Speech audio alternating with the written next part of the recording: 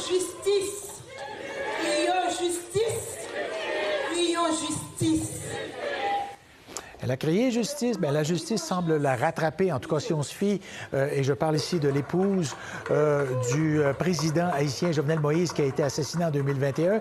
Je dis ça parce qu'on se posait plein de questions. Qui a commis ça? Pourquoi il n'y a pas eu de protection par ces gardes du corps?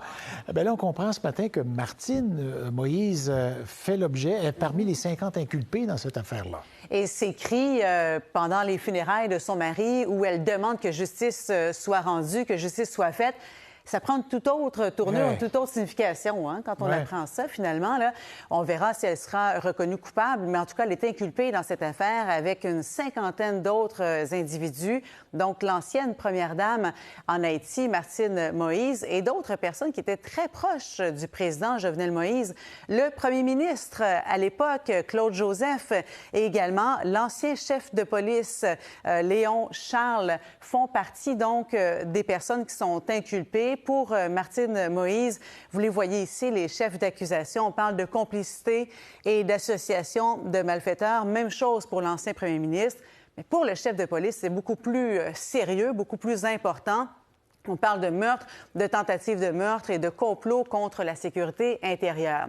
C'est dans un jugement, une ordonnance qui a été rendue, je dirais pas publique, mais en fait, ce média haïtien a mis la main sur l'ordonnance du juge de l'instruction sur l'assassinat de Jovenel Moïse, dans laquelle on retrouve beaucoup d'informations. Vous voyez cette ordonnance, Marc-André, 122 pages. Et puis, soit dit en passant, le juge en question, c'est le 5e à avoir mené une enquête sur l'assassinat.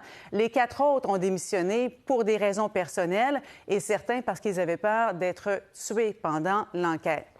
Donc, quand on regarde dans ce jugement, il y a le témoignage de l'ancien secrétaire général du Palais national qui parle de Martine Moïse, qui dit qu'il subissait de fortes pressions de sa part concernant le premier ministre de l'époque, Claude Joseph.